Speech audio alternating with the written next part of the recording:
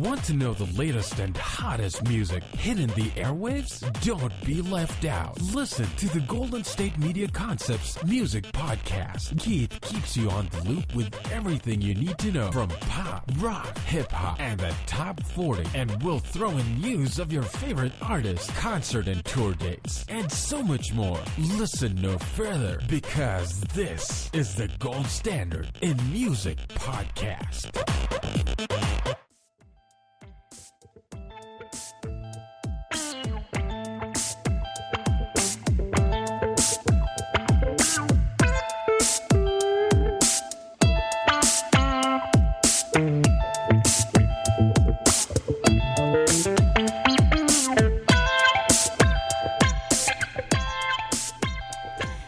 Hello and welcome to the GSMC Music Podcast, brought to you by the GSMC Podcast Network.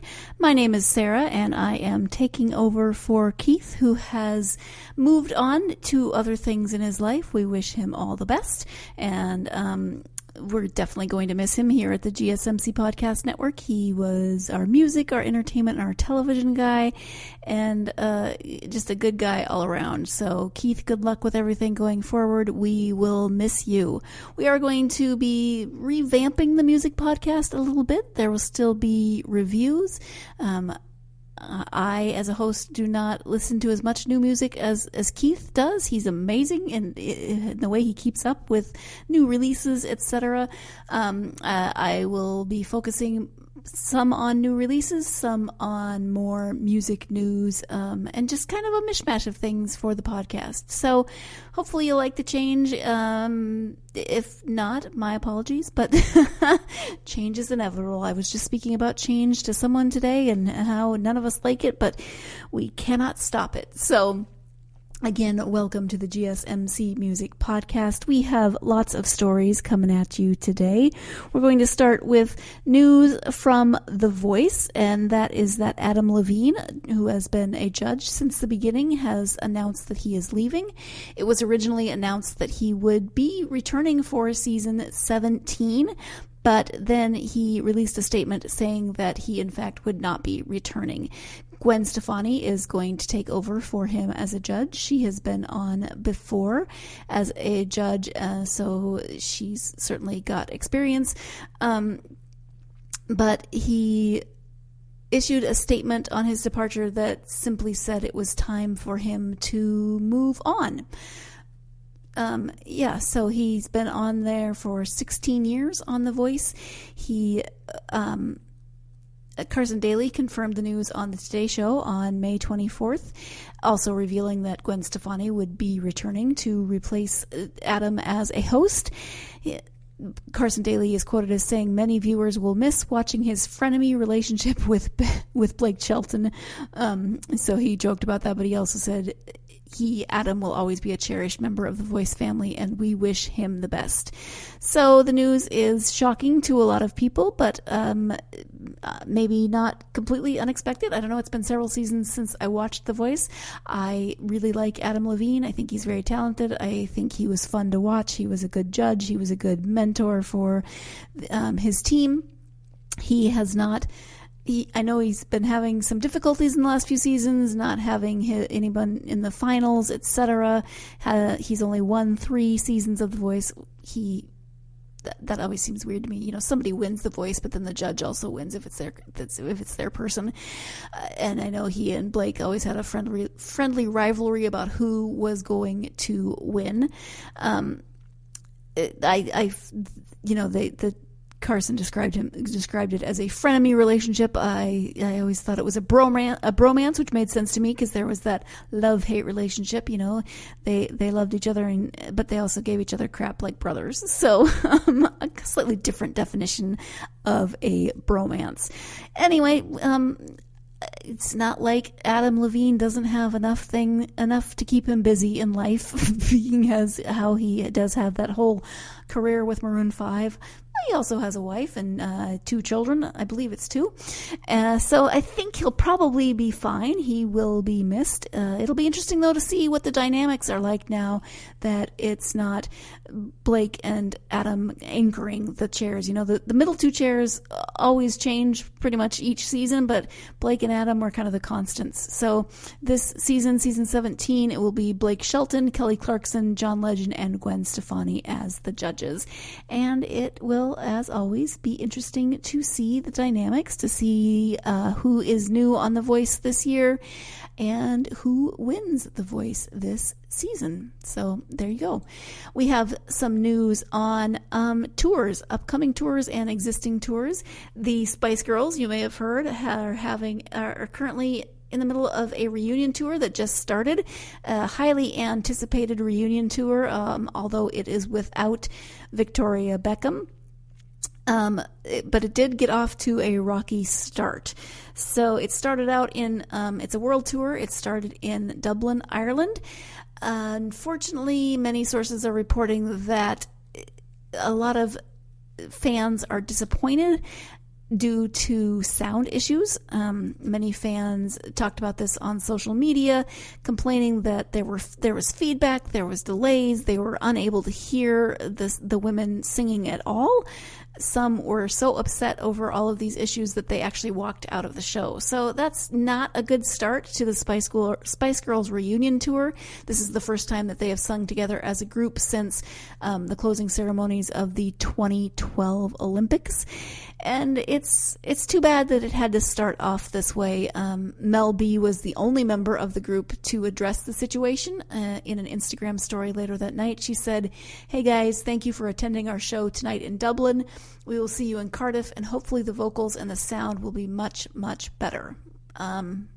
Well, yes, we hope so, because people love them some Spice Girls, and if you grew up in a certain era, then you know how fun they can be. They certainly don't disappoint in kind of crazy, fun, quirky shows. So even just looking at the outfits of the picture that is presented, we've got Union Jack's Natch. Mel B is in head-to-toe leopard print, of course. And so I wish them luck, and hopefully they'll get those issues fixed, because having people walk out on your reunion tour is not a good way to go. Speaking of reunion tours, it has been rumored that U2 would be having another tour, and there has been a recent update on the Joshua Tree Australasian tour. It is such a fun word to say, Australasian, and basically just, of course, means Australia and parts of Asia. So the U2 fan site U2songs.com has updated its readers on the upcoming U2 Joshua Tree tour, stating that the tour will visit Australia, New Zealand, Singapore, Japan, and South Korea across November and December 2019. So there have been a couple of delays in the tour, but it is expected to play Auckland, Brisbane, Melbourne, Adelaide, Sydney, Perth, Singapore, Tokyo, and Seoul, with the first show on the 8th of November in Auckland, and the first Australian show in Brisbane on the 12th of November. So then this U2 will mark the 30th anniversary of the release of their album, The Joshua Tree, by performing the entire album from start to finish. Oh, I can believe it's been 30 years since Joshua Tree was released, because I remember when Joshua Tree was released, and we're not going to discuss how old I may or may not have been at that time. Noel Gallagher is expected to be announced as special guest for all shows. Expected, that doesn't mean that that announcement has been made. U2 also are about to release the live album Live Songs of Innocence and Experience, which is 6 songs. There are 6 songs that are already downloadable when you sign up to the U2 site. So some interesting news going on in the world of U2 if you are a U2 fan, and if you are in Australia, New Zealand, or parts of Asia, you may want to check out those tour dates and, go hang out and hear the entire Joshua Tree album played live, which is pretty cool. Speaking of Australia and tours, Michael Bublé is returning to Australia after 6 years. The Canadian singer has 5 #1 albums in Australia, so clearly his music is popular. He has actually not been, he took time off from his career. He put his career on hold, as did his wife, who is an actress, when their son Noah was diagnosed with cancer several years ago. Thankfully, Noah was declared cancer-free in 2017, so Michael Bublé is again touring, doing, making music, etc. And he had a very sweet message for his Australian fans in advance of that tour, which is starting also in Brisbane in February of 2020, and just thanking them for the support, their love throughout the time that of his son's illness. And it was just a very sweet note. So there's another tour, Australia. You've got some good stuff coming to you in November, December, February coming up. Find tickets. Go see U2. Go see Michael Bublé. Good times. Good things are happening. And speaking of time, it is time to take our first break of the podcast. When we come back, we will be talking about the new movie Rocketman and more music news. So stay tuned. You're listening to the GSMC Music Podcast, and I will be right back. Always on the go, but the day just won't be one without your Hollywood fix. Let Golden State Media Concepts Entertainment Podcast take care of that. An all-inclusive look of pop culture.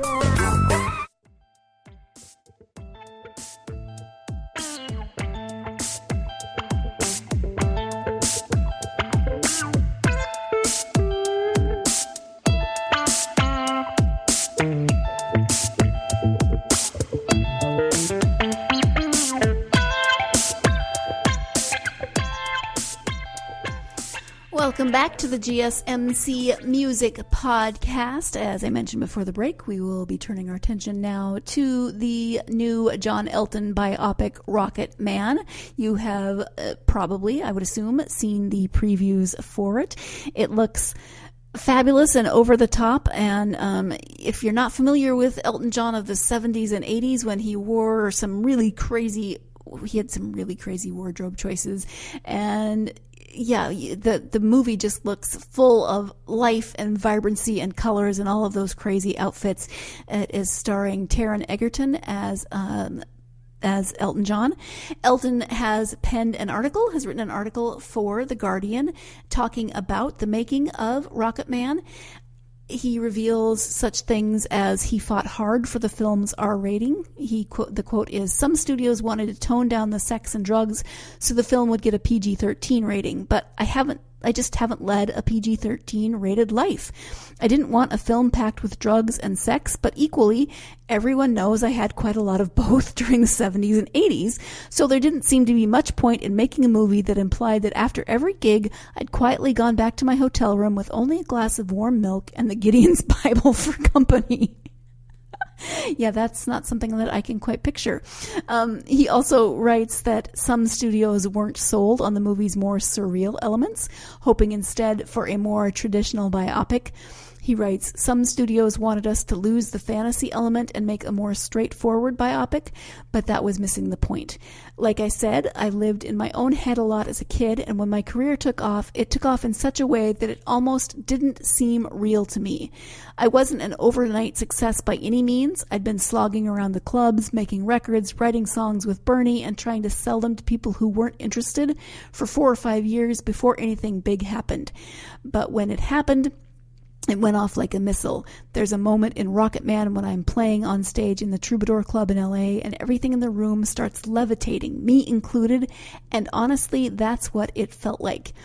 This film, Rocketman, opens in theaters on May 31st here in the U.S.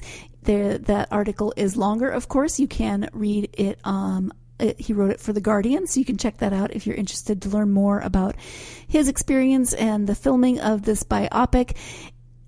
that description of everything in the room starting to levitate, it just sounds, from my experience of Elton John's music, that just sounds right.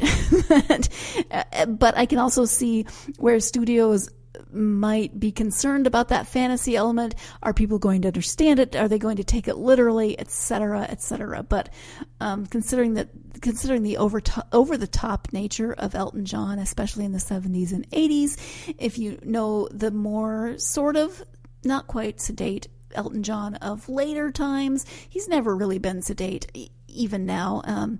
But you may be surprised by these statements, but I think it looks interesting. I am intrigued by the movie, and not sure if I'll manage to see it in theaters, but it's definitely on my list of movies to check out in the near future.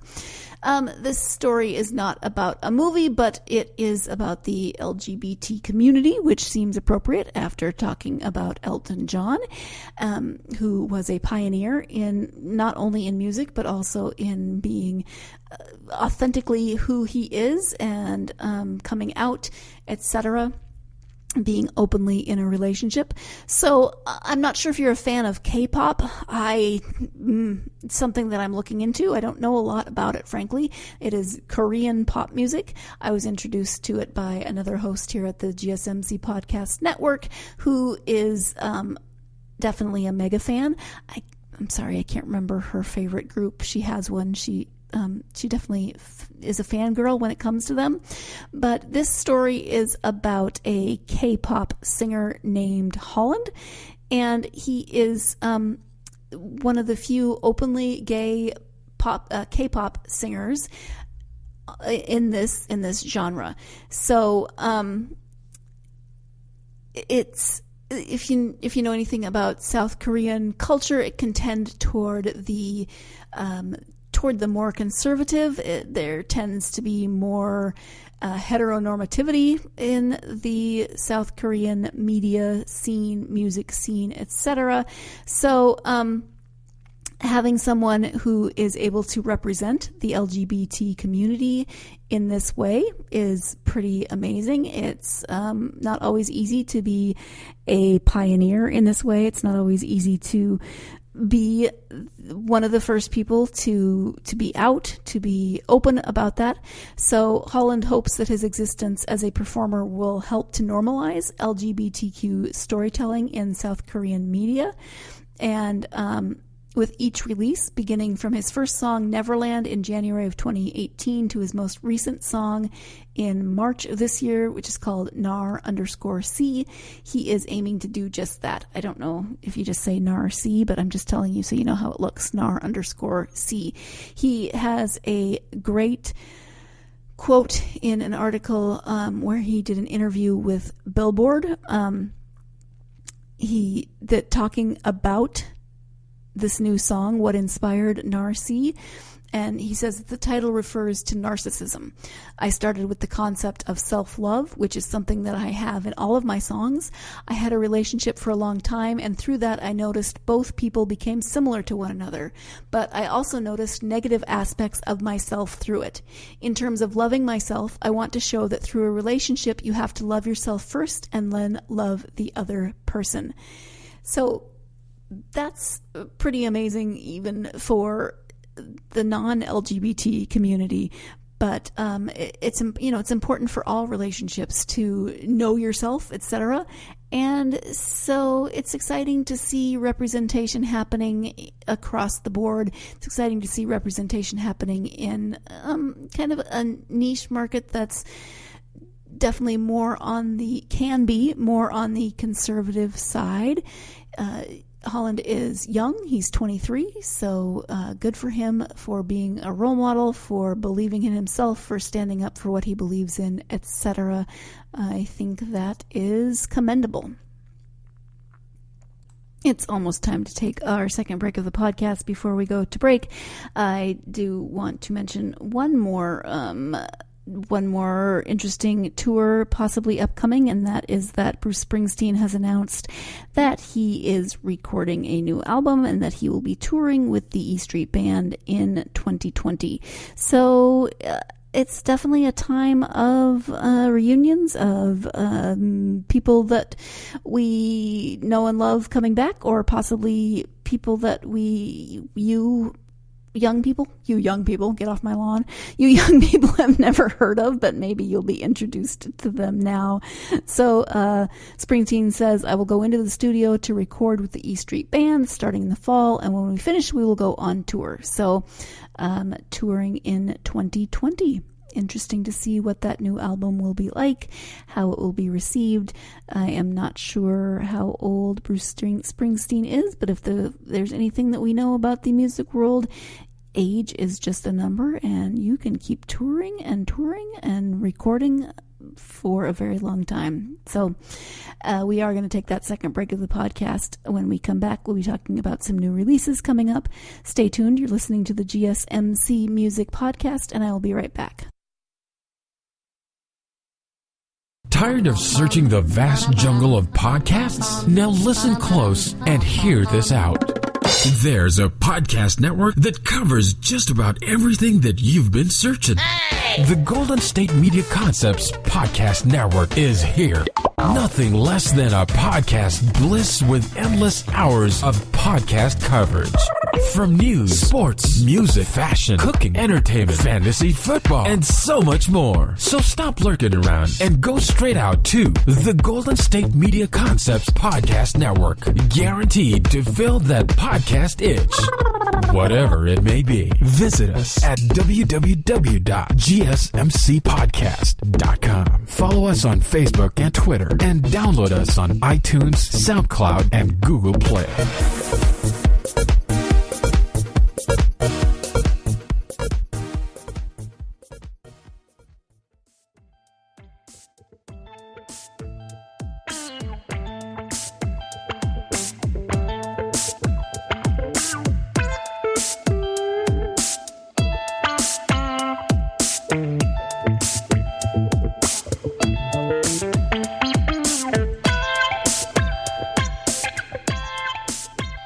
Welcome back to the GSMC Music Podcast. We do have a couple of just updating stories before we go to new releases that are upcoming.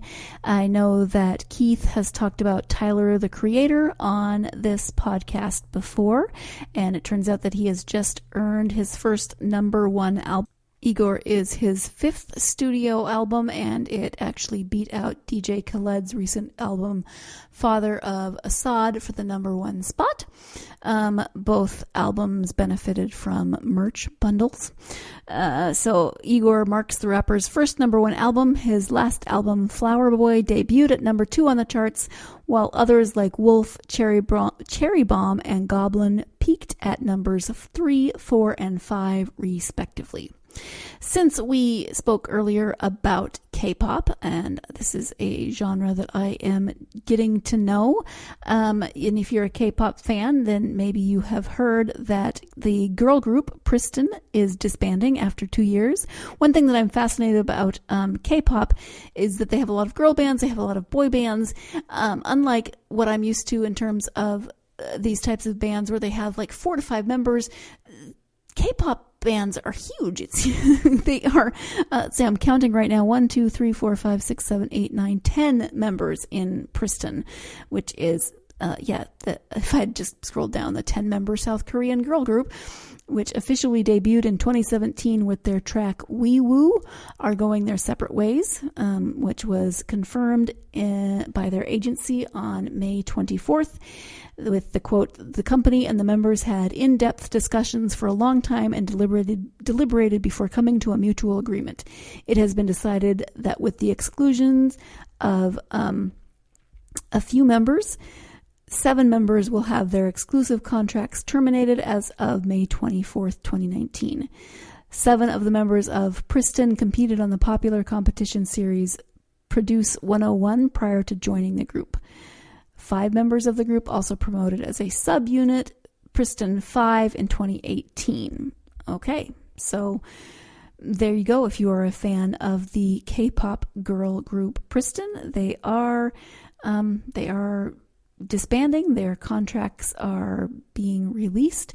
There are three women that have expressed their intent to stay with the company, and I don't know exactly how all of the agency contract relationships work, especially in South Korea, but 3 of the 10 have expressed an interest to stay. So there you go. I'm seriously going to have to look into K-pop more than I have because I don't know a lot about it, but it seems, it's very popular right now and it seems really interesting. So it's on my list. It's on my to-do list. Check out K-pop. See what the hype is about. Okay, so I said that we would be talking about some upcoming music releases, and there are a lot of them this week.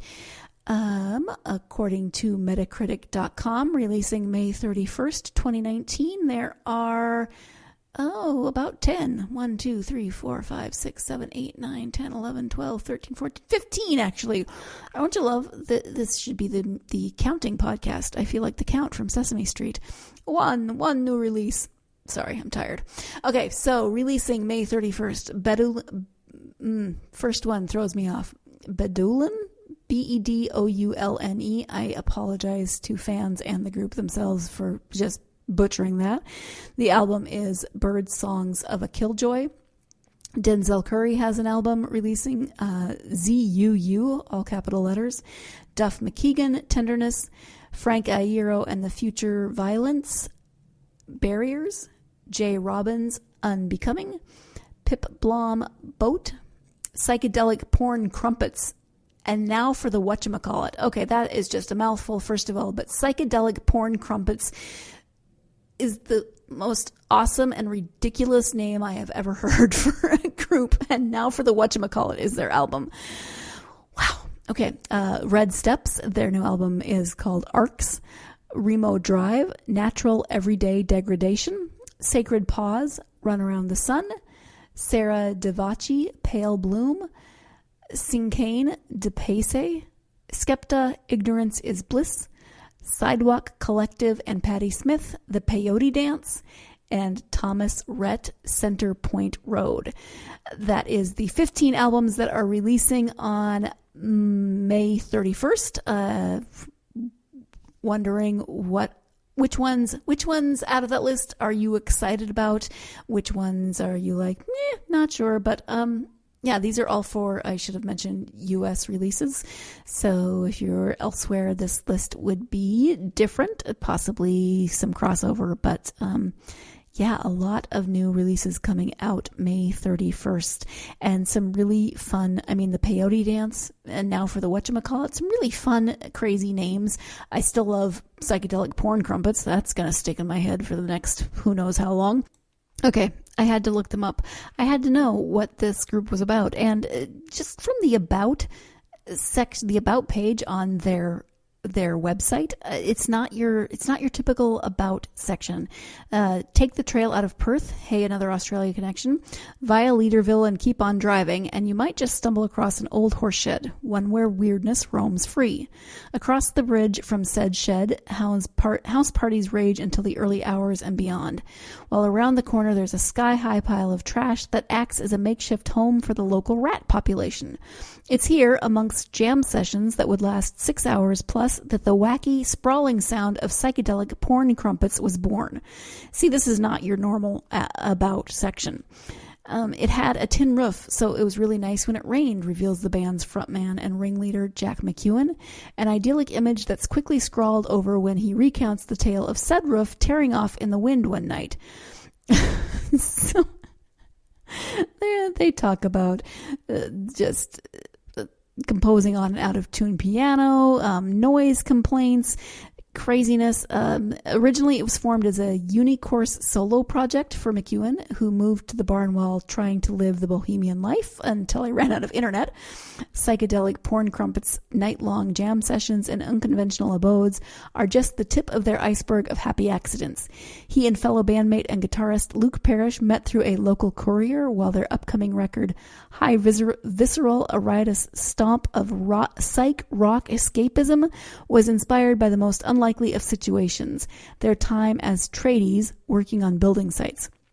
The two then teamed up with Danny Caddy and Luke Reynolds, completing the lineup. Okay, so they just sound, I would love to know where they came up with the name. I don't see that in this about, but it's very interesting. The last paragraph starts with, that unforgettable name is yet another example of their go-it-alone approach. I wanted something memorable like Marmite. You either love it or hate it, laughs Jack. Oh, Australians and their Marmites just makes me laugh. I have no idea what this group sounds like, but their name cracks me up, and I applaud them for not only an amazing picture on their About page, but also several paragraphs that make me want to learn more. Good on you. Now I can't even, psychedelic porn crumpets. I couldn't even remember. It just flew out of my head. I couldn't even remember the name of the group. I think on that note, on the note of psychedelic porn crumpets, it's time to bring this podcast to a close. Thank you so much for joining me. Please join me again next week when we will have more music news, more news of releases, and whatever else crosses my path in terms of music. Thank you so much for listening. You've been listening to the Golden State Media Concepts Music Podcast, part of the Golden State Media Concepts Podcast Network. You can find this show and others like it at www.gsmcpodcast.com. Download our podcast on iTunes, Stitcher, SoundCloud, and Google Play. Just type in GSMC to find all the shows from the Golden State Media Concepts Podcast Network, from movies to music, from sports to entertainment, and even weird news. You can also follow us on Twitter and on Facebook. Thank you, and we hope you have enjoyed today's program.